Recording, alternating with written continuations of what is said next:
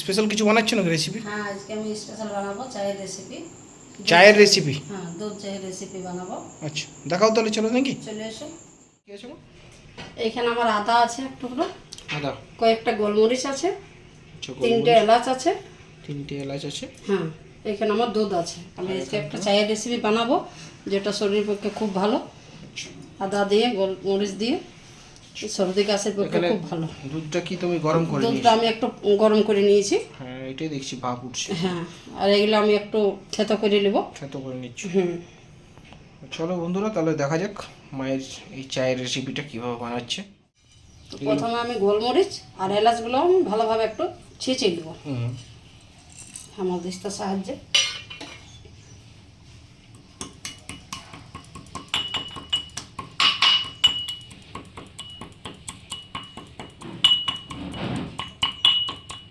এরপর আমি আদাটা দেবো। আদাটা? হ্যাঁ, আদাটাও ভালো করে থেতো করে নিচ্ছি। থেতো করে নেব।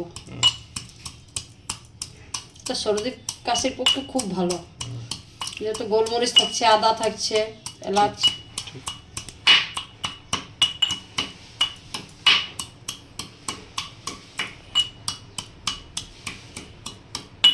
থেতো হয়ে গেছে, পুরো থেতো করে নিয়েছি। এরপরে এটা এই দুধের মধ্যে দিয়ে দেবো? দুধের মধ্যে দেবো। আচ্ছা, ঠিক আছে, চলো দেখো। দুধটা আমি বসালাম, এরপর এটা আমি ফুটাবো ভালোভাবে।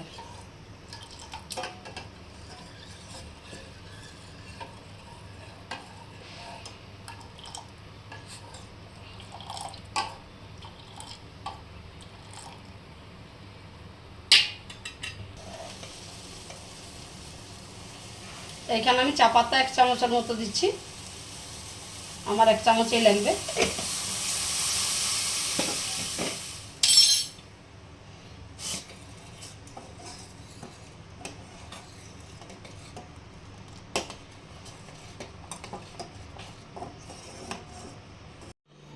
তো বন্ধুরা, আমাদের ভিডিওটা যদি ভালো লাগে থাকে তাহলে একটা লাইক করে দিও।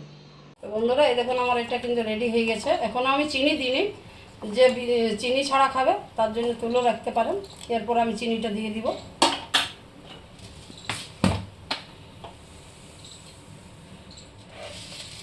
হালকা মিষ্টি করবো, ওই জন্য আমি 1 চামচ দেবো। এটা আবার একটু 2 মিনিট আমি নাড়াচাড়া করবো। তোমার কমপ্লিট হয়ে গেছে নাকি? হ্যাঁ, আমার কমপ্লিট হয়ে গেছে। আমি এরপর গ্যাসটা বন্ধ করে দেবো, নামাবো। আচ্ছা, চাটা হয়ে গেছে নাকি? হ্যাঁ, আমার চাটা রেডি। বন্ধুরা দেখুন, এইভাবে তাহলে আপনারাও বানিয়ে নেবেন চা। ভিডিওটা ভালো লাগলে অবশ্যই লাইক, কমেন্ট, শেয়ার করবেন। বেল আইকনটা টিপে আমাদের শর্মা কিচেন চ্যানেলকে সাবস্ক্রাইব করে রাখবেন। আজকের মতো তাহলে আসছি, টাটা, বাই বাই।